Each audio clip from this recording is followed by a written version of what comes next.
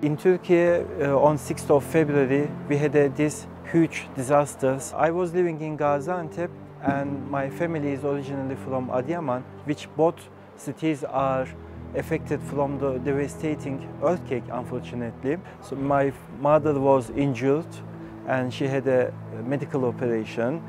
And then we reached to my father after 36 hours. And we didn't know up to reach if he was alive or not. But to wait 36 hours, it was like 36 years.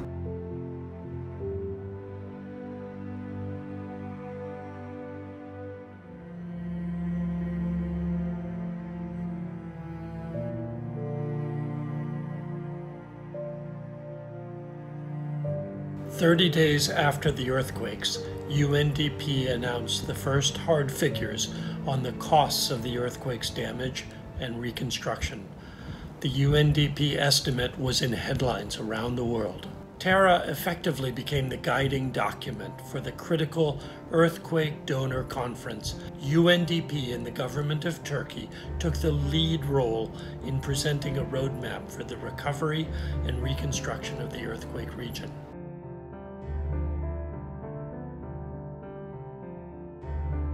The prominent and immediate needs were undoubtedly accommodation and hygiene. UNDP needed staff on the ground. We needed to manage operations and programs that had not existed before the earthquakes. From the local stakeholders, our local partners, always they said, if you are going to do anything, please do it fast. We just need now. While addressing the vital needs of those who are experiencing multiple disadvantages, we are working closely with municipalities to restore social services for women, children, persons with disabilities, and for the older persons.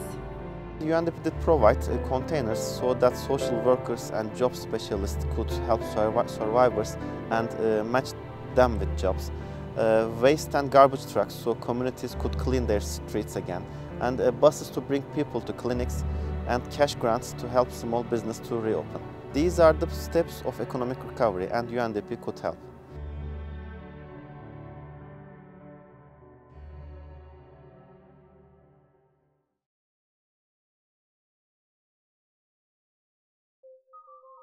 Our recommendation is to create several world-class, state-of-the-art pilot recycling facilities to demonstrate the environmental and economic benefits of debris management, removal and recycling.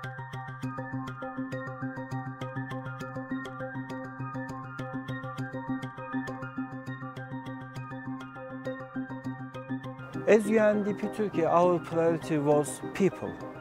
We concentrated to the real people and who suffered a lot from the devastating earthquake. So we listened to them, we try to understand them, we try to show them they are not alone. When you see the light of hope from people's eyes, then you forget everything. Then you are becoming most happiest person in the world.